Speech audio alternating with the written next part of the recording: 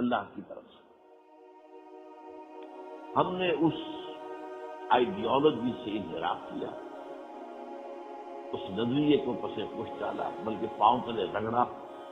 نتیجہ یہ ہے کہ ان کا جواز ہم ختم ہو گیا۔ پہلی بات، اور اسی کے نتیجے میں اخلاقی بحران پیدا ہوا۔ یہ تفصیل سے میں کئی مرتبہ بات کر چکا ہوں کہ اللہ کے ساتھ وعدہ خلافی کا نتیجہ منافقت، چنانچہ جھوٹ، وعدہ خلافی اور غبن، جو منافق کی نشانیاں حدیث میں بیان ہوئی ہیں، وہ ہمارے معاشرے کے ماتھے پر لکھی ہوئی ہے۔ جیسے حضور نے خبر دی ہے کہ دجال جب آئے گا اس کے پیشانی پر کاف پہ را کفر لکھا ہو، ایسے ہی پاکستانی قوم کی پیشانی پر جھوٹ، وعدہ خلافی اور غبن، خیانت، اور اسی کا سبب ہے بنیادی طور پر مالیاتی جو بحران ہے، دودھ، مال، اصل، خبر، یہ چیزیں ہیں جس کی بنا پر ہماری مالیاتی پوزیشن بھی جو ہے انتہائی نازک ہے۔ بہرحال میں نے اس کو جو صرف ذکر کیا ہے کہ اس اعتبار سے میں نے کہا تھا کہ ابھی کوئی خیر کی امید وجود میں نہیں۔ دوسری بات البتہ یہ تھی کہ ہم سیاسی طور پر بھی نابالغ ثابت ہوئے، اپنے معاملات کو اپنے ہاتھ میں لے کر چلنے کے اہل ثابت ہوئے۔ اس دوسری بات کے ضمن میں البتہ میں نے کہا کہ اب حالت کچھ بہتر ہوئی۔ 9 مارچ 2007 سے شروع ہو کر اور 16 مارچ 2009، یہ سمجھیے 2 سال کے عرصے میں اس اعتبار سے کہ اب ایک 2 پارٹی سسٹم وجود میں آ چکا ہے، تقریباً پارٹی کارڈرز معین ہو چکے ہیں، تقریباً پارٹی ایفیلیشنز مضبوط ہو چکی ہیں۔ یہ چیزیں ایسی ہیں، پھر یہ کہ اس کے ساتھ یہ ہے کہ عدلیہ جو ہے آزاد ہو گئی، مرتبط علیہ ہے۔ اس درمیانی جو چیز ہے اس میں کچھ بہتری کی امید کرنا چاہیے، یہ میں نے بیان کیا۔ پھر تیسرا فیکٹر کیا ہے؟ عالمی، بین الاقوامی اور علاقائی جو قوتیں ہیں، ان کی اسٹریٹجیز اپنی جگہ پر ہیں، ان کے ایجنڈے اپنی جگہ پر ہیں، ان کی کانسپریسیز اپنی جگہ پر ہیں، وہ سب خلاف پاکستان ہیں۔ تو میں نے یہ عرض کیا تھا کہ درمیانی معاملے میں تو کچھ بہتری کی شکل پیدا ہوئی ہے، لیکن ابھی پہلے اور تیسرے معاملے میں کسی خیر کی ابھی کوئی امید کی کرن نظر نہیں آئی۔ اور آج میں آپ کو یہ بتانے چلا ہوں کہ ان دونوں اعتبارات سے حالات بہت خراب ہوئے ہیں اس ہفتہ رفتہ کے دوران۔ سب سے پہلی بات یہ ہے کہ اس ملک میں شریعت کا استہزاء اور تمسخر اور مذاق جس طرح اڑایا گیا ہے، ایک ویڈیو جو مجہول النسب ہے، مجہول الحال ہے، کچھ پتہ نہیں کہ کب وہ بنائی گئی، کس نے بنائی، اور وہ اگر کوئی سزا دی تو کس نے دی، کس کے حکم سے دی، کس عدالتی نظام کے تحت دی، کچھ پتہ نہیں۔ اور اس کے بارے میں جو بالاکر ڈویژن کا جو کمشنر ہے وہ قسم کھا کر کہہ رہا ہے کہ بالکل فیک ویڈیو ہے، اس قسم کا کوئی واقعہ سرے سے ہوا ہی نہیں۔ جس لڑکی کی بات کی گئی اس لڑکی تک پہنچ گئی حکومت کے کارندے، دیکھا میرے ساتھ کوئی واقعہ ایسا نہیں، وہ تو اپنے گھر میں شادی شدہ زندگی گزار رہی ہے، لیکن اس جگہ میں عدالت میں جانے کو تیار نہیں ہوں۔ اس کے شوہر نے کہا میں پیش ہو جاتا ہوں اس کی جگہ، بالکل جھوٹی فیک۔ اور یہاں میں اصل میں لے کر آیا ہوں آپ کے لیے یہ جو روزنامہ جنگ کے کالم نگار ہیں، عرفان صدیقی خاصی سینئر آدمی ہے، انہوں نے جو لکھا ہے واقعہ میں آپ کو پڑھ کر سنا رہا ہوں۔ یہ جو مغربی ایجنسیز اور مغربی قوتیں جو ہے جس طرح کے جھوٹے ویڈیو بناتی ہیں اپنے پروپیگنڈے کے لیے، اپنے ایجنڈے کو پورا کرنے کے لیے۔ یہ 3-4 برس پہلے کی بات ہے، پاکستانی ایجنسیز کو اطلاع ملی کہ بلوچستان کے پہاڑوں میں ایک فلم کی عکس بندی ہو رہی ہے اور فلم بنانے والے کسی یورپی ملک کے گورے اور گوریاں ہیں۔ اہلکاروں نے پوچھ گچھ کی تو پتہ چلا کہ طالبان کے ظلم و ستم پر مبنی ایک فلم تیار کی جا رہی ہے۔ اس کے لیے مقامی باشندوں کو بطور اداکار بھرتی کیا گیا ہے اور انہیں ڈالروں میں ادائیگی کی جا رہی ہے۔ ایک مقامی این جی او بھی معاونین میں شامل تھی۔ مغرب اس طرح کی فریب کاریوں کے فن کا ماہر ہے۔ سماج کی ویڈیو کے بارے میں مالاکنڈ کے کمشنر نے اللہ کی قسم کھا کر گواہی دی ہے کہ کوڑے مارنے کی ویڈیو جعلی ہے۔ تحریک طالبان سماج کے ترجمان حاجی مسلم خان نے بھی ویڈیو کو جعلی اور امن معاہدے کو سبوتاژ کرنے کی کوشش قرار دیا ہے۔ یہ ہے وہ واقعہ کا معاملہ۔ اس واقعے کو میں اس سے زیادہ بحث میں نہیں لانا چاہتا۔ جب یہ اتنی باتیں سامنے آ چکی ہیں تو اب لیکن عدالت کے سامنے معاملہ ہے، دودھ کا دودھ پانی کا پانی جدا ہو جائے معلوم ہوتا ہے۔ لیکن اصل بات کیا ہے؟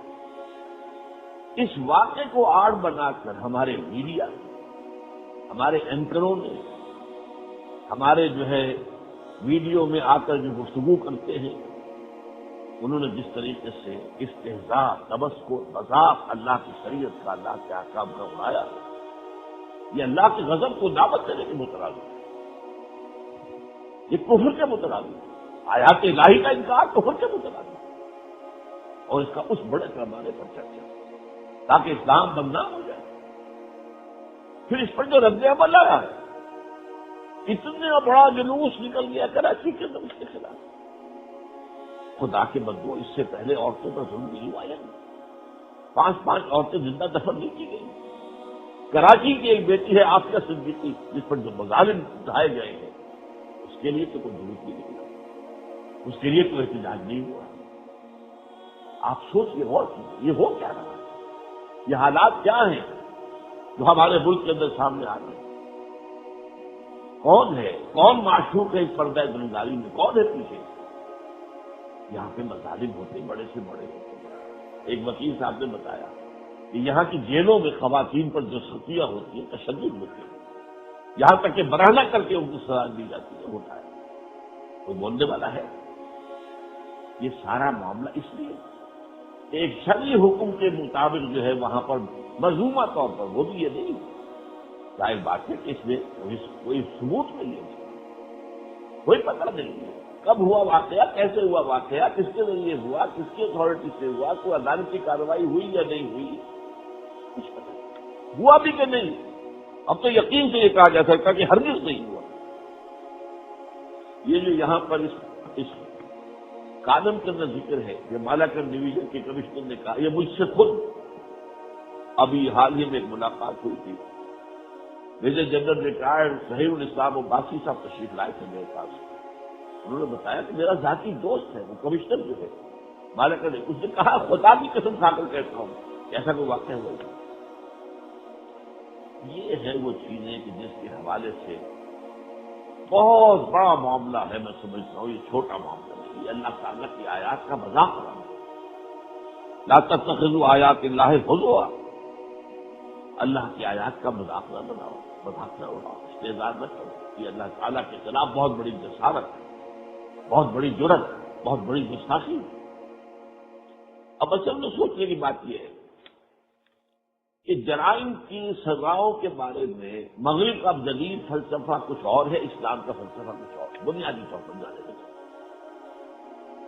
پہلے تو ہمارے لیے یہ بات ہے، قرآن مانتے ہو کہ نہیں مانتے؟ نہیں مانتے تو وہاں دائرہ اسلام سے خارج ہوتے، ختم بات۔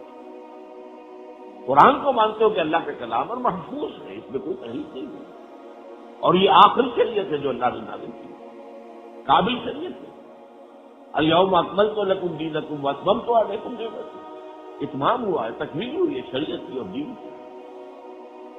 لیکن یہ کہ فلسفہ میں سمجھا دینا چاہتا ہوں، جدید تہذیب میں یہ خیال کیا گیا ہے، اور یہ بے بنیاد خیال نہیں ہے، اس کے لیے کچھ نہ کچھ بنیاد ہے۔ میں نے بارہ آپ سے کہا کوئی باطل محض اپنے بنیاد پر کھڑا نہیں رہ سکتا جب تک کہ حق کا کوئی نہ کوئی حصہ وہ شامل نہ ہو۔ جیسے کہ آکاش ویل ہوتی ہے تو درختوں پہ چڑھ جاتی ہے اور ٹوٹ جاتی ہے، درخت کو کھا جاتی ہے، خود جو ہے بنتی ہے۔ وہ آکاش بیل جو ہے باقی وہ چڑھتا کسی جو ہے کسی نہ کسی پودے کے اوپر، یہ خود تو چڑھ ہی نہیں سکتی، اس کے بیل جو ہے اوپر اٹھنے کی صلاحیت نہیں ہے۔ وہ فلسفہ کیا ہے؟ جدید فلسفہ یہ ہے کہ مجرم جو ہے وہ اصل میں ذہنی اور نفسیاتی مریض ہے،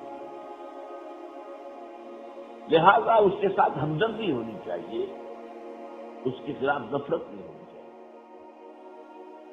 اور نمبر 2 یہ کہ اس کی اصلاح علاج کی کوشش ہونی چاہیے۔ یہی وجہ ہے کہ آج پورے مغرب کے اندر کیپٹل پنشمنٹ کے خلاف اتفاق ہے، کوئی جو ہے کسی کو پھانسی دینا، کسی جان دے دینا، یہ پورے مغربی معاشرے کے اندر بہت بڑا سبب ہے۔ بڑے سے بڑا جرم ہو جائے، ہینس کرائم ہو جائے، کتنا ہی ہو جائے، لیکن نہیں، قتل کی سزا نہیں ہے، پھانسی کی سزا نہیں ہے، کیپٹل پنشمنٹ نہیں دی جائے۔ اور یہی وجہ ہے کہ وہ اپنی جیلوں کو جیل نہیں کہتے، کریکشن ہاؤسز کہتے ہیں، کہ یہاں پر تو لوگوں کی اصلاح کے لیے سارا بندوبست ہے۔ یہ ایک طریقہ ہے، لیکن اس کا نتیجہ سب کے سامنے ہے۔ اس کے نتیجے میں جرم کا خاتمہ نہیں ہو سکا۔ امریکہ کا معاشرہ، آپ اس کے اسٹیٹسٹکس میرے پاس اس وقت نہیں ہے، پڑھیں کہ ہر گھنٹے میں کتنی عورتوں کا ریپ ہو جاتا ہے، جہاں پہ سیکس عام ہے، کھلا ہے، پھر بھی ریپ، کتنے وہاں پہ جرائم ہوتے ہیں، کیوں ہوتے ہیں؟ اتنی تعلیم کا وہاں پر معیار اونچا ہے، ذرائع ابلاغ کے ذریعے سے لوگوں کی جو ہے ان کی ذہنی تربیت کا انتظام بہت بڑے پیمانے موسٹ ہینس کرائم ان امریکہ۔ اسلام کا فلسفہ کیا ہے؟ دیکھیے، 2 باتیں ہیں۔ یہ بات صحیح ہے، اسلام بھی مانتا ہے مجرم سے ہمدردی ہونی چاہیے، اس سے نفرت نہیں ہونی چاہیے۔ جرم سے نفرت رکھو، مجرم سے نہیں، پہلی بات۔ دوسرے شریعت یہ بھی کہتی ہے کہ مسلمانوں سے سزاؤں کو دور رکھنے کی کوشش کرو۔ یعنی ایک ہوتے ہیں ٹریگر ہیپی، ایک وہ لوگ ہوتے ہیں جن کو پستول کا جو ہے دبانے کا جو ہے وہ شوق ہی ہوتا ہے، قتل کرنے کا شوق ہے، ٹریگر ہیپی لوگ۔ لیکن مسلمان جو ہے وہ یہ نہیں ہے کہ ضرور تلا ہوا ہو سزا دینی نہیں۔ چنانچہ میں حدیث سے آپ کو سنا رہا ہوں، آپ نے فرمایا صلی اللہ علیہ وسلم، ادرؤوا الحدود عن المسلمین، مسلمانوں سے حدود کو دور کرنے کی کوشش کرو۔ وہ کیا ہے؟ جیسے حضور کرتے تھے، جب معاذ نے آ کر کہا کہ مجھ سے زنا ہو گیا ہے، مجھے آپ پاک کر دیجیے، آپ نے فرمایا دیکھو ایسے کہیں شراب تو نہیں پی ہوئی ہے، کوئی نشے میں تو نہیں بات کر رہا ہے۔ لوگوں نے منہ سو کر کہا کہ نہیں، ایسی بات نہیں۔ پھر آپ نے فرمایا دیکھو شاید تم نے صرف بوس و کنار کیا ہو اور عمل نہ کیا ہو، تم سوچ لو کیا بات کہہ رہے ہو۔ نہیں جی، میں نے دیکھا کیا۔ جب وہ پوری کراس کوشچننگ کے بعد ڈٹ گیا تو حکم دیا۔ لیکن یہ نہیں ہے کہ کوئی شوق ہے، سنسار کرنے کا شوق ہے، آ گیا قابو دو اس کو، فوری طور پر جو ہے جا کے سنسار کر دو، یہ نہیں۔ یہ بھی اصول شریعت کا، حضور کا دیا ہوا ہے کہ اگر کہیں شک ہے تو شک کا فائدہ ملزم کو جائے گا۔ یہ آج کے جوڈیشری کا بھی اصول ہے کہ شک کا فائدہ جو ہے، ڈاؤٹ کا بینیفٹ وہ جو بھی ملزم ہو دیا جائے۔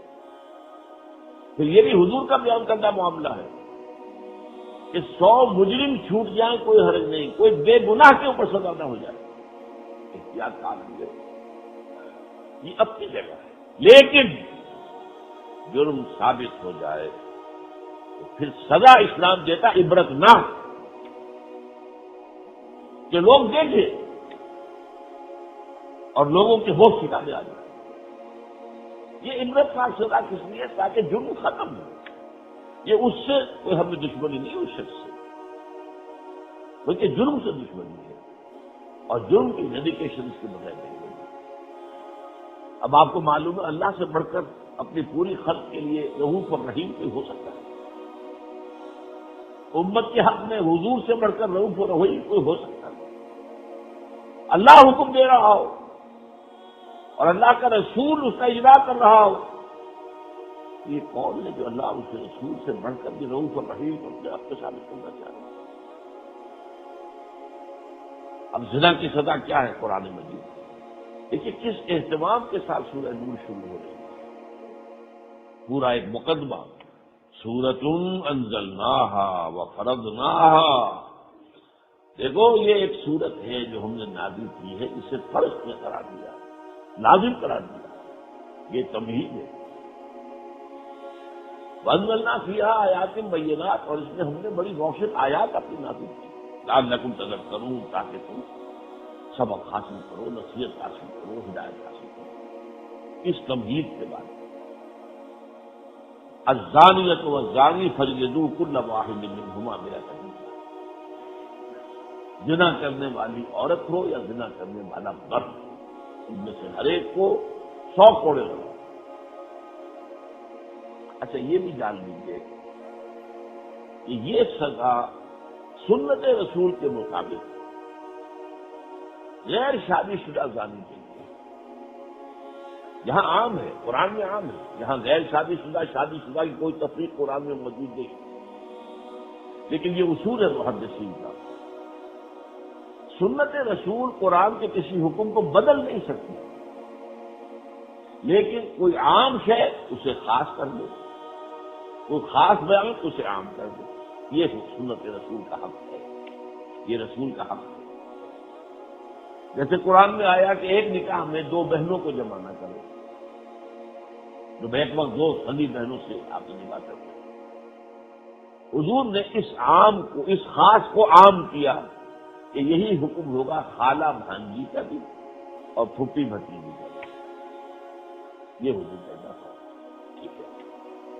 شارع اللہ بھی ہے، شارع اللہ کا رسول بھی ہے صلی اللہ علیہ وسلم۔ یہاں یہ عام ہے، زانی یا زانیہ اسے 100 جوڑے لگاؤ، حضور نے فرمایا یہ خاص ہے غیر شادی شدہ ہے، شادی شدہ کے لیے رجم، اور وہ سنت سے ثابت ہے۔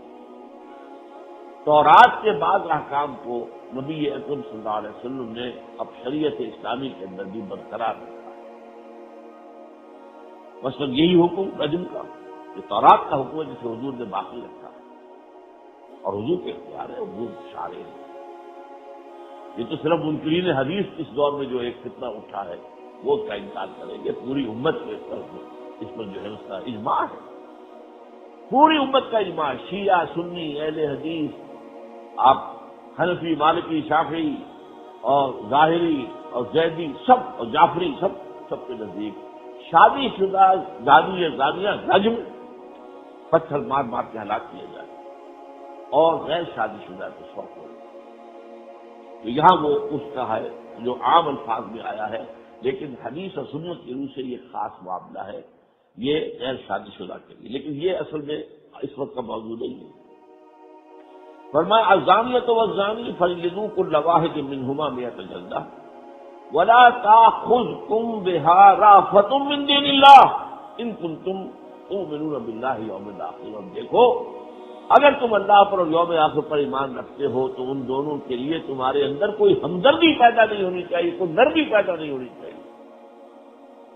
اللہ کا حکم ہے تو اپنے دل کو کڑا کرو، چاہے طبیعت جو ہے وہ اس کے لیے آبادہ نہیں ہو رہی ہے، دل میں ایک شفقت پیدا ہو رہی ہے، ایک نرمی، لیکن اللہ کا حکم ہے، لہذا اللہ کے حکم کے معاملے میں ولا تأخذکم بہما رأفۃ فی دین اللہ، یہ دین اللہ کا معاملہ ہے، اس معاملے میں کوئی نرمی تمہارے آڑے نہ آنے پائے۔ ہاں وہ باتیں جو میں نے آپ سے عرض کی کہ جرم ہوا بھی ہے کہ نہیں ہوا ہے، کس طریقے سے ہوا ہے، یہ کوئی پاگل پن میں بات تو نہیں کر رہا ہے، اس کا ذہنی توازن ٹھیک ہے کہ نہیں ہے، اس نے کوئی شراب تو نہیں پی ہوئی ہے، یہ وغیرہ وغیرہ آپ اس کی جو ہے وہ تحقیق کر لیں، وہ سارا کر دیں، ادھر الحدود حتی امکان دور رکھنے کی کوشش کریں، لیکن جب ثابت ہو جائے، اب جس غامدی خاتون سے وہ جرم ہو گیا تھا، آپ اندازہ کیجیے، وہ آئی حضور مجھ سے وہ فیل ہو گیا، مجھے پاک کر دیں، نجم کر دیں، شادی شدہ تھا۔ حضور نے کہا تمہیں حمل تو نہیں رہ گیا؟ جی حمل تو نہیں، جاؤ اس نمی جان کا کیا قصور ہے جو تمہارے اندر پڑ رہی ہے، تم آنا اس کی ولادت کے بعد آ گئی، یہ حضور یہ ولادت ہو گئی ہے، بچہ اب مجھے پاک کر دیں۔ فرمایا ابھی تو اس کا سارا دار و مدار تمہارے اوپر ہے، تمہارا دودھ نہیں ملے گا تو کیسے جیے گا، یہ جاؤ ابھی سے دودھ پلاؤ۔ تیسری مرتبہ آئی ہے کہ بچے کے ہاتھ میں روٹی بچے بڑھائے، حضور دیکھیے جب قابل ہو گیا، تب آپ کو فرمایا لے جاؤ اور جب ہوئی کسی نے کہہ دیا کتنی بے حیا عورت تھی، حضور نے سنیا تو فرمایا اس نے جو توبہ کی ہے وہ اتنی بڑی توبہ ہے کہ اگر سارے مدینے والوں پر تقسیم کر دی جائے تو سب کی مغفرت نظریہ بن جائے۔ یہ معجزہ ہوتا ہی ایمان کا۔ اگر یقین ہو کہ اصل زندگی تو آخرت کی ہے، یہ زندگی تو آج نہیں تو کل ختم ہو جاتی ہے، تو آخرت کی سزا سے بچ جاؤ، توبہ کرو۔ تو اس معاملے کے اندر اب یہ واضح حکم آپ کے پاس، میں جو آپ سے کہہ رہا ہوں وہ کیا ہے کہ وہ بل تشد عذابہما طائفۃ من المؤمنین، اور چاہیے کہ جب ان کو سزا دی جائے تو اہل ایمان کا گروہ دیکھے یہ مذاق اڑ رہے ہیں، استہزاء ہو رہا، تبصر ہو رہا۔ میں تو میرے نزدیک یہ واقعہ ہوا نہیں ہے، ہو سکتا ہے کبھی طالبان افغانستان کے ذریعے ہو گیا، اور وہ ہوا ہو اسی طرح کے پہلے بھی فیصلہ ہوا ہو، مقدمہ بنا ہو، اور پھر یہ کہ اس کے اوپر سزا کا اجرا ہوا ہو۔ یہ اس ویڈیو میں بھی نظر آ رہا ہے، اسے برہنہ نہیں کیا گیا، اس کے اوپر بھی یہ مارے گئے ہیں کوڑے یا ڈنڈا سا معلوم ہوتا ہے، چھوٹا سا کوڑا بھی ویسا نہیں جیسا کہ ہمارے ہاں کوڑے کا تصور ہے، بھاگ کر آتا ہے زور سے سانٹے کو لہراتا ہوا مارتا ہے، لیکن نہیں، بس یوں۔ اب وہ تو میں مانتا نہیں کہ یہ واقعہ تھے، لیکن یہ کہ اس میں بھی صاف جو کچھ دیکھا ہے وہ ظاہر بات ہے برقعے کے کر رہی ہے، اس کو چہرہ کہیں نظر ہی نہیں آیا، اور پھر جیسے ہی اس کی سزا ختم ہوئی، اب کیسے بھی ہے، کوئی کہتا 35 مارے ہیں، کوئی کہتے 15 مارے، تو بھائی وہ تو 100 سے کم نہیں، اگر تو یہ زنا کا معاملہ تھا ہو سکتا ہے اس سے کوئی کمتر سزا کا معاملہ ہو، ورنہ کیا اس کو پتہ ہی نہیں تھا، تفصیل تو معلوم نہیں، وہ اس میں چل گئی۔ بہرحال اس میں یہ جو معاملہ ہے کہ برسر عام ہو یہ کام مسلمان دیکھیں، اس کی وجہ کیا ہے؟ یہ ایگزمپلری پنشمنٹ، یہ فلسفہ ہے اسلام کا، کیونکہ اس کی وجہ سے جرم ختم ہوگا۔ چنانچہ چور کے ہاتھ کے بارے میں میں نے آج آپ کو سنائی، والسارق والسارقۃ فاقطعوا ایدیہما جزاء بما کسبا نکالا من اللہ واللہ عزیز حکیم۔ چوری کرنے والی عورت ہو یا مرد ہو، ہاتھ کاٹ دو، یہ بدلہ ہے ان کے کرتوت کا، اور عبرت کا سامان ہے اللہ کی طرف۔ ایک ہاتھ کٹے گا، چوری کا معاملہ ختم ہو جائے گا۔ زنا کی سزا اگر کسی ایک مرد یا ایک عورت کو دے دی گئی، زنا ختم ہو جائے گا۔ یہ ہے اصل میں فلسفے کا ایریڈیکیشن آف دی کرائم، جرم کا استحصال اس کے بغیر ممکن ہے۔ چنانچہ اس کی دنیا میں مثال ہے، سعودی عرب کے اندر جرم نہیں تھا، اب کچھ ہونے لگا ہے، اس لیے کہ وہاں بہت سے لوگ پہنچ گئے ہیں، ورکرز ہیں، مختلف ممالک کے ہیں، وہ انڈین سب کانٹیننٹ سے بھی ہیں، جو بلایا انڈونیشیا وغیرہ سے بھی ہیں، فلپائن سے بھی ہیں، ان میں غیر مسلم بھی ہیں، ہندو بھی ہیں، تو وہ تو یہ ہے کہ جرم وہاں ہو رہا ہے، لیکن پہلے تو نہیں تھا، وجود ہی نہیں تھا، کرائم فری سوسائٹی، یہ کہ سزائیں جو ہے وہ شرعی جو ہے نافذ ہیں۔ اور وہ تو پرانی بات تھی جو قریب ہی میں ہمارے طالبان نے کر کے دکھایا، ایسے یہ کام کیا تھا انہوں نے، جو ہے جو ان کی سزا شریعت کی دی، شریعت کی سزا کے نتیجے میں جرم ختم کیا۔ تو اسلام چاہتا ہے جرم کا خاتمہ۔ اب اس کی ایک مثال میں دے رہا ہوں آپ کو عقلی طور پر، جن لوگوں کے دل میں وہ زیادہ ہی ہمدردی پیدا ہو جاتی ہے وہ ذرا اس مثال کو سوچیں۔ اگر ہاتھ میں گینگرین ہو جائے، یہ خاص مرض ہے جس میں گل سڑ جاتا ہے ہاتھ، تو کیا کرتے ہیں؟ پورا بازو کاٹ دیتے ہیں، ایمپوٹیشن۔ یہ کیا ظلم کی وجہ سے ہوتا ہے، دشمنی کی وجہ سے ہوتا ہے، یا خیر خواہی میں ہوتا ہے؟ اگر یہ بازو نہیں کٹے گا، جسم پورے جسم میں زہریلے اثرات پھیل جائیں گے، مر جائے گا۔ اب ڈائبٹیز والے بہت سے لوگ آپ نے دیکھے ہوں گے کہ ان کے بگ ٹو میں یا کسی پاؤں میں کوئی زخم ہو گیا، اس کے بعد وہ گینگرین کی شکل اختیار کر گیا۔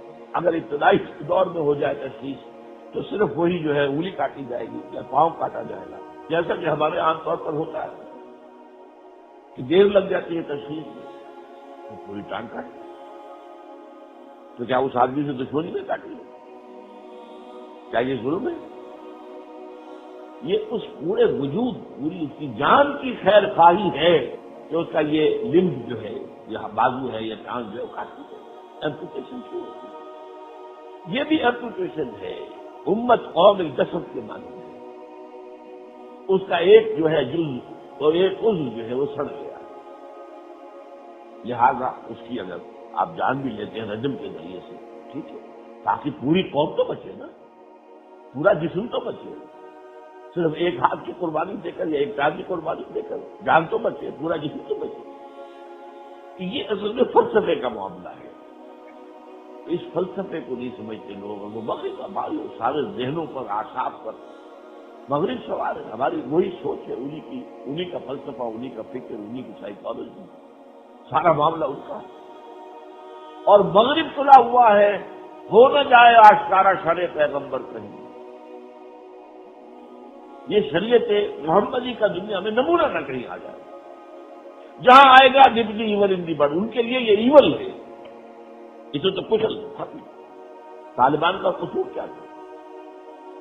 کوئی ثابت نہیں ہے کہ طالبان میں سے کسی نے کوئی عمل افغانستان کی سرحدوں سے باہر کیا۔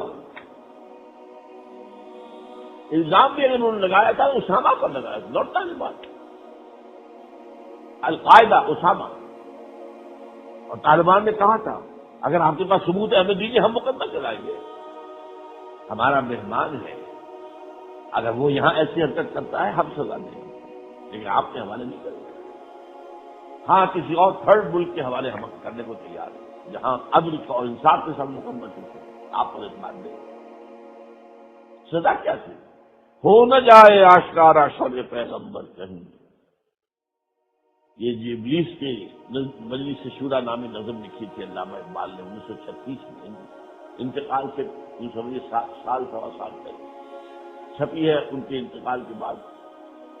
ابلیس یہ کہتا ہے اپنے سارے مشیروں سے، مجھے تو خطرہ اگر ہے تو نہ کمیونزم سے ہے نہ جمہوریت سے ہے، کوئی خطرہ مجھے ہے ہی نہیں۔ جمہوریت ہم نے خود بنائی ہے، ہم نے خود شاہی کو پہنایا ہے جمہوری لباس، انسانی حاکمیت ایک شخص میں تھی، ہم نے کہا بانٹ دو اس کو، سب کے اندر بانٹ ہے، تو انسانی حاکمیت وہی کفر وہی شرک، چاہے وہ ایک آدمی ہو چاہے وہ 1,00,000 آدمی ہو، اصول تو نہیں بن گئی۔ اسی طرح اشتراکیت سے بھی مجھے کوئی خوف نہیں۔ ہاں ہے اگر کوئی خطر مجھ کو تو اس امت سے، اس کی خاک اس طرح میں ہے اب تک شرار آر، وہ شرار آر کو اب نظر آ رہا ہے دنیا میں، جسے یہ فنڈامنٹلزم کہہ رہے ہیں، جسے یہ کہہ رہے ہیں تشدد پسندی، شدت پسندی۔ یہاں تو اب یہ کہ داڑھی رکھنا بھی شدت پسندی ہے، نماز پڑھنا شدت پسندی ہے، شاعر اسلامی پر عمل کرنا شدت پسندی ہے، شریعت کے خلاف کسی چیز کو اس کی مذمت کرنا شدت پسندی ہے۔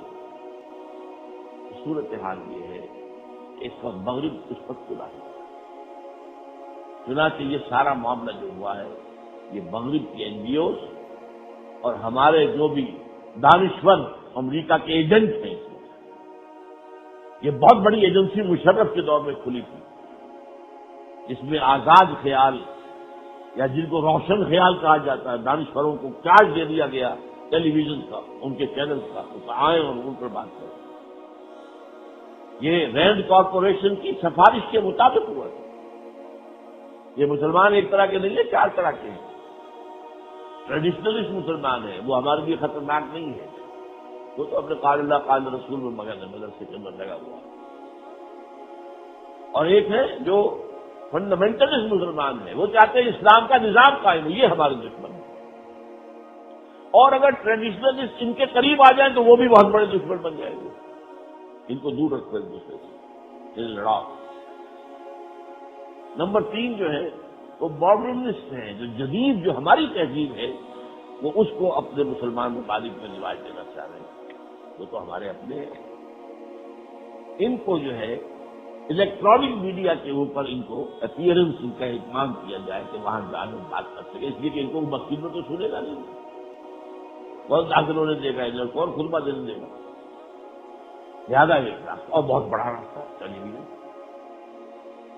یہ سارا معاملہ جو ہو رہا طوفان اٹھا ہے، یہ امریکہ در حقیقت امریکہ کا ایجنٹ، امریکہ کی این جی اوز جن پر کہ وہ اربوں ڈالر خرچ کر رہا ہے، اور اس کے ایجنٹ جو یہاں پر بیٹھے ہوئے ہیں، اور کچھ لوگ وہ بھی ہیں کہ جو ایجنٹ تو نہیں ہے لیکن مغربی تہذیب کے دل دادا ہے، دے آر سولڈ تو یہ ویسٹرن سویلائزیشن ٹھیک ہے، وہ اپنی جگہ پر مخلص ہوں گے، لیکن ظاہر بات ہے کہ وہ اسلامی تہذیب کو تو قبول کرنے کو تیار نہیں ہے۔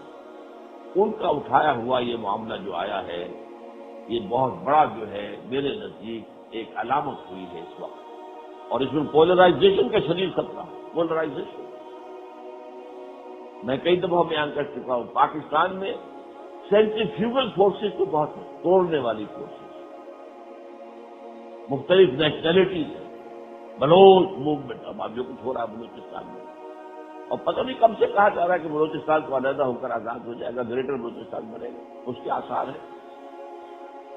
آپ کو معلوم ہے اس کے نیچے جو ہے ایم کیو ایم، اگرچہ وہ متحدہ قومی موومنٹ نام انہوں نے اپنا بدل دیا اپنا مہاجر قومی موومنٹ سے، لیکن یہ کہ جس قدر بڑا اس معاملے پر انہوں نے جلوس نکالا، اللہ کے بندے الطاف حسین، تیرے کراچی کی ایک بیٹی عافیہ اور اس کے ساتھ جو ظلم ڈھائے گئے ہیں اس پر کیوں نہیں نکالا؟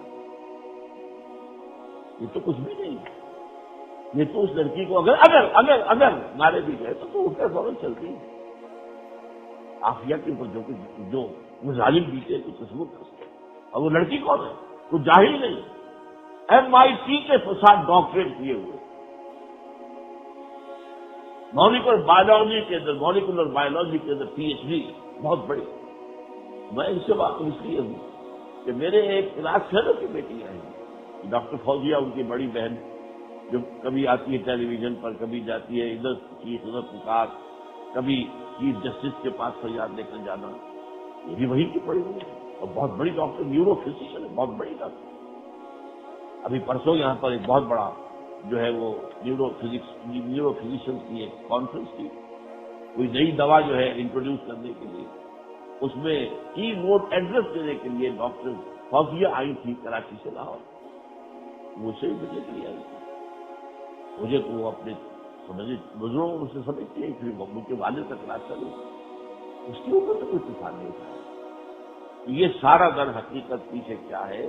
یہ اوپر جو ہے یہ ٹپ آف دی آئس برگ ہے، نیچے یہ پوری سازش ہے ویسٹ کی، اسلام کو بدنام کرو۔ اب وہ کہہ رہے ہیں اسلام is equal, Quran is equal, Muhammad is equal, نعوذ باللہ۔ اب پہلے تو یہ تھا کہ صرف وہ لوگ ایول ہیں جو اسلام کو نظام سمجھتے ہیں، باقی اسلام مذہب کے طور پر ہمیں کوئی اعتراض نہیں۔ اب تو وہ اس سے بہت آگے جا رہے ہیں۔ اچھا، اسی عصر حاضر کے تقاضاؤں سے ہے، لیکن یہ خوف ہو نہ جائے آشکارا شرع پیغمبر سے، الحذر آئین پیغمبر سے 100 بار الحذر۔ اور کہہ رہا ابلیس، حافظ ناموس زن مرد آزما مرد آفری، عورت کی عزت کی محافظ کرنے والی ہے شریعت محمدی صلی اللہ علیہ وسلم۔ عورت کے ناموس کی حفاظت کے لیے صدر کے احکام ہے، پردے کے احکام ہے، مخلوق سوسائٹی نہ ہو۔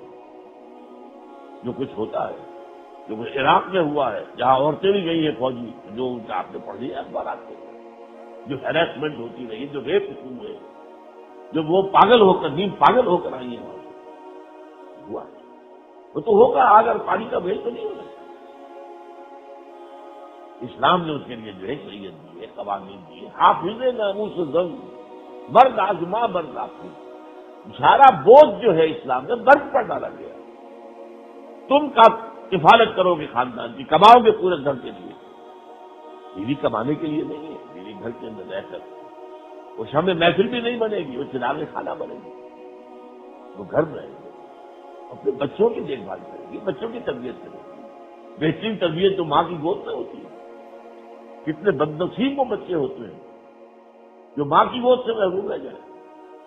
یہ کیئر ٹیکر بیبی سیٹرز جو ہیں، یہ ماں کے جذبات ہو سکتے ہیں ان کے اندر۔ وہ پیسے دے رہے ہیں اپنے پاس بچوں کی دیکھ بھال کر دیں گے، اللہ کا سننا، وہ جذبہ، وہ محبت ایک ایک حرکت کے اندر، ایک ایک لفظ کے اندر جو ہوتی ہے ماں کے اندر، وہ ہو سکتی ہے۔ بدنصیبی اور ون پیرنٹ فیملی ہے تو وہاں کوئی رواج ہو گیا، یا وہ بچہ جو ہے وہ باپ کے پاس ہے، ماں چلی گئی چھوڑ کر، یا پھر وہ باپ چلا گیا چھوڑ کر ماں کے پاس۔ ون پیرنٹ ہے، وہ دو پیرنٹ تو ہونا ان کے ہاں بہت خاص،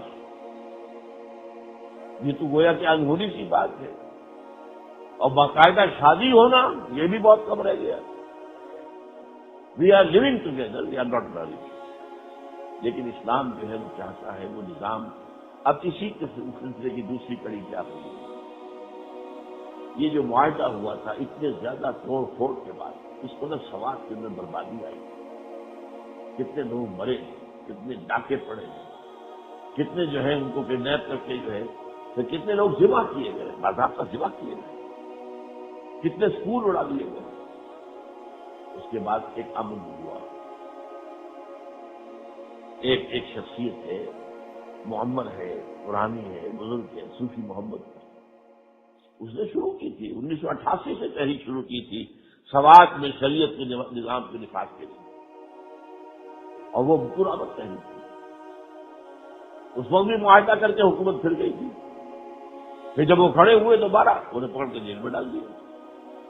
اب جو وہاں پر ان کے داماد نے تحریک چلائی، اب طالبان پاکستان میں کھڑے ہوئے، ان کے قبر میں امریکہ کے ایجنٹ بھی آ گئے، راؤ کے ایجنٹ بھی آ گئے، موساد کے ایجنٹ بھی آ گئے، خاص کے ایجنٹ بھی آ گئے. سارے جو گندے کام کیے انہوں نے کیے، طالبان نے نہیں کیے.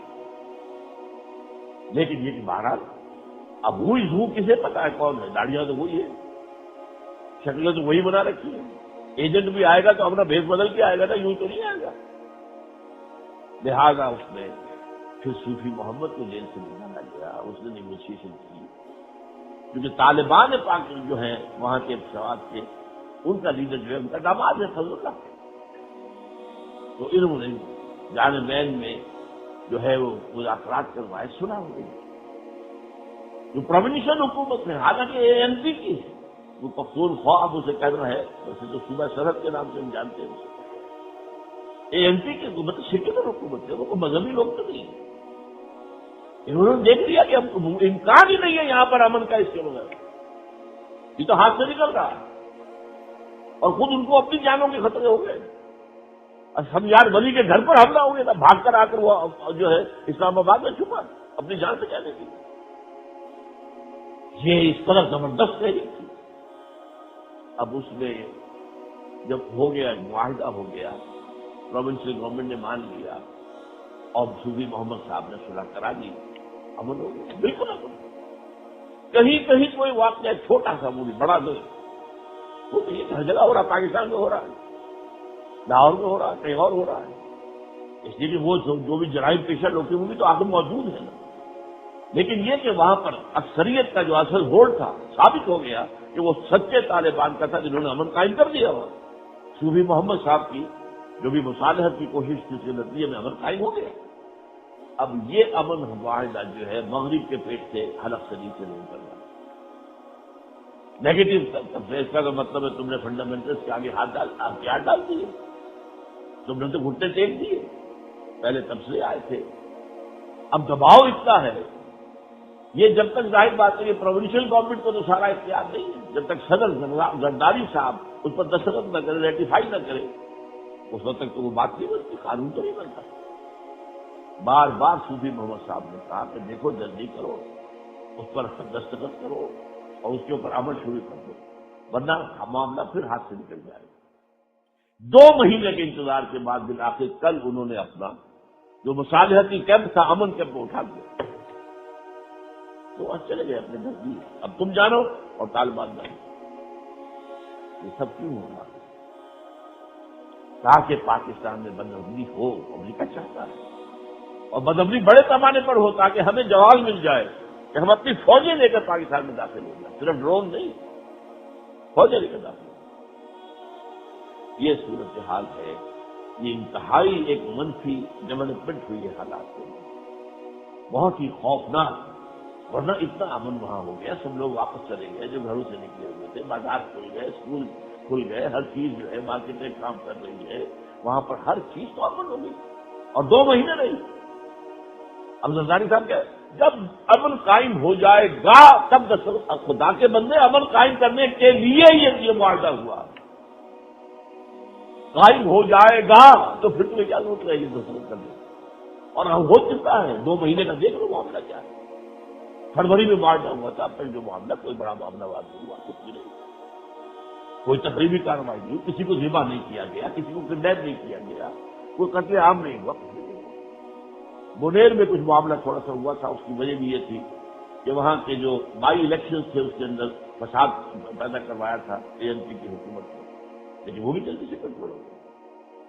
تو یہ سارا بھیڑ کا علاقہ، سارا جو ہے سواد کا علاقہ پورا بن گیا. لیکن اب جو کل معاملہ ہوا ہے، ملا صوفی محمد صاحب کو کہ اب جانو، تم جانو اور طالبان جانے، میں بیچ میں سے نکل جاتا ہوں. میں نے جو صلح کرائی تھی اس کے اوپر تم جو ہے کاربند ہونے کو تیار نہیں ہو. نظام جو ہے اب تم جانو اور طالبان جائیں. اللہ اللہ خیر.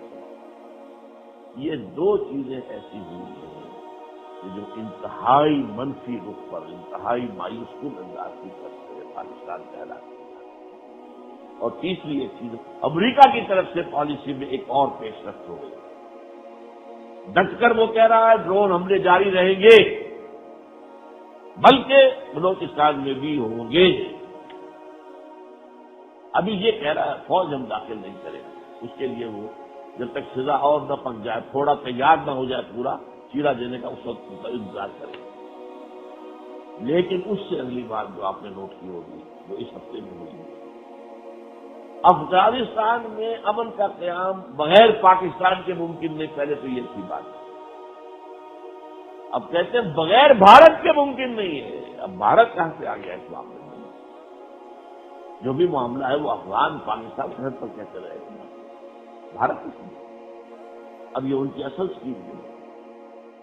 اس خطے میں یا تو پاکستان کو ختم کرنا ہے یا نہ ہونے کے برابر کر دینا، اس کے ایٹمی دانت توڑ کر اور بھارت کے رحم و کرم پر ڈال دینا. جو چاہو کرو، 29 رکھنا چاہتے ہو 29 رکھ لو. میں آپ کو کئی دفعہ بتا چکا. کونڈولیزا رائس اس وقت تو ہلری کلنٹن ہے اس کی جگہ پر وزیر خارجہ، لیکن اس سے پہلے بش کی وزیر خارجہ جو ہے وہ افرو امریکن کونڈولیزا رائس، وہ دورہ کر کے گئی تھی بھارت کا اور پاکستان کا، اور جا کر اس نے امریکہ میں بیان دیا تھا پاکستان کے مستقبل کا فیصلہ ہم اور بھارت مل کر کریں گے. وہ وقت آ رہا ہے، وہ سامنے ایک قدم اور آگے بڑھ گئی تاریخ. تو ان دونوں پہلوؤں سے منفی جانب میں نے کہا تھا ایک قدم دو قدم اچھائی کی طرف آتے ہیں تو 10 قدم پیچھے. یہ صورتحال ہوئی. اب میں کیا کروں؟ میں جو کچھ دیکھتا ہوں آپ کو دکھاتا ہوں. ما اریکم الا ما ارا، میں آپ کو وہی دکھاتا ہوں جو میں دیکھتا ہوں. میں تو کوئی پروفیشنل آدمی تو نہیں ہوں. میں یہ تو نہیں کہ جو آپ کو اچھی باتیں لگے وہی بتاؤں آپ کو، جو کڑوی لگے گی وہی بتاؤں، جو خود آپ پر تنقید ہوگی وہ بھی کروں. آپ خود تشبث ہونے کو تیار نہیں، یہاں دین کو قائم کرنے کی جد و جہد کے لیے کھڑے ہونے کو تیار نہیں. مجرم ہم سب ہیں، تمام مسلمانوں نے پاکستان میں، تو ایک نہیں ہے. ہاں مختلف لوگوں کے حصے زیادہ بھی ہیں، جس کی اہمیت زیادہ. والذی تولی کبرہ، جیسے حضرت عائشہ رضی اللہ تعالی عنہا پر توبت لگی تھی تو بہت سے لوگ اس میں شریک ہو گئے تھے. ایک قرآن نے کہا وہ شخص جس نے کہ سب سے بڑا حصہ کمایا اس میں سے عبداللہ ابن ابی تھا، منافقین رئیس المنافقین. تو ہمارے ہاں ہے تو ان میں سب سے بڑے مجرم ہیں. لیکن یہ کہ بچا ہوا تو میں نے کوشش اگر نہیں کی یہاں پر اسلام کو قائم کرنے کی تو میں مجرم ہوں. آپ نے نہیں کیا تو آپ مجرم ہیں. یہ تو بتانا آپ کو سمجھ میں آپ کے آیا اور نہ آئے. آپ مجھ سے ناراض ہو جائے، میرا جمعہ چھوڑ کر چلے جائے، ٹھیک ہے چلے جائے، نہ ہو یہاں پر رونق، مجھے کوئی پرواہ نہیں ہے. میرا یہ پروفیشن نہیں ہے، میرا یہ دھندا نہیں ہے، میرے لیے کچھ کمائی کا ذریعہ نہیں ہے. تو حق بات تو کہنی ہے. اس ہفتے میں یا اس سے پہلے مجھے 2 قدم آگے بڑھ، ابھی اس میدان میں بھی ایک دھماک چوکڑی سی چل رہی ہے، کچھ نہ کچھ کشاکش اندر ہی اندر ہے، جھینگا مشتی ہے. باقی جو بھوگڑا ہوا ہے وہ دینی اعتبار سے اور جو اب انٹرنیشنل علاقائی حالات کی حوالے میں سے یہ جو اس ہفتے کے دوران منفی قدم اٹھے ہیں ہمارے، وہ جو ہے نا امیدی کی طرف جو ہے پیش رفت ہوئی ہے، وہ بھی میں نے آپ کے سامنے رکھی. دعا کیجیے، لیکن دعا کے لیے پہلی شرط دعا کی. اللہ نہیں سنے گا دعا آپ کی.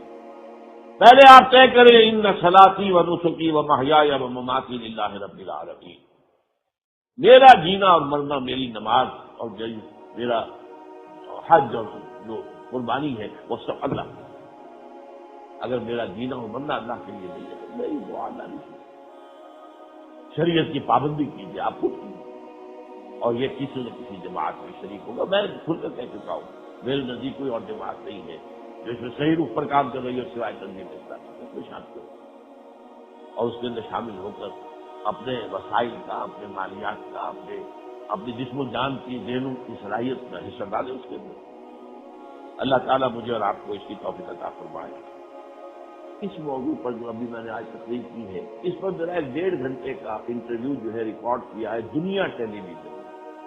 جو انٹرویو لینے والے تھے وہ ان کے اپنے خیالات تھے، روشن خیال لوگوں میں سے، جو بھی روشن خیال جس طرح کا بھی اس وقت ہے۔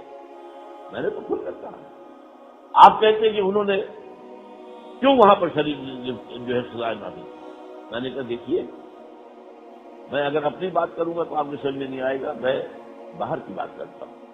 کشمیر ہندوستان کا حصہ ہے، علیحدہ ہونا چاہتا ہے، اگر علیحدہ ہو جائے پھر وہاں شریعت نافذ کرنے کے لیے بھارت سے اجازت لینی ہوگی اسے۔ تو فلپائن میں مسلمان جو ہے جنوبی علاقے کے اندر لڑ رہے ہیں، ہمیں آزادی چاہیے، اب اپنا دین قائم کریں گے، اگر کامیاب ہو جائیں وہ قائم کریں تو کوئی الزام ہوگا آپ پر کہ فلپائن کی مرکزی حکومت سے اجازت لیے بغیر آپ یہ کام کیسے کر رہے ہیں؟ ان سے تو اجازت لے کر ان سے علیحدہ ہوگا تو وہ کام کر رہے ہیں۔ اسی طرح جب مانتے ہو کہ سوات میں رٹ ختم ہو چکی تھی پاکستان کی حکومت، 2 رٹ، پولیس چھوڑ کر بھاگ گئی، سارے افسر وہاں سے بھاگ گئے، رٹ وہاں کی طالبان کی، تو گویا کہ ان کا علاقہ جو ہے اس وقت عارضی طور پر آزاد ہو چکا تھا پاکستان۔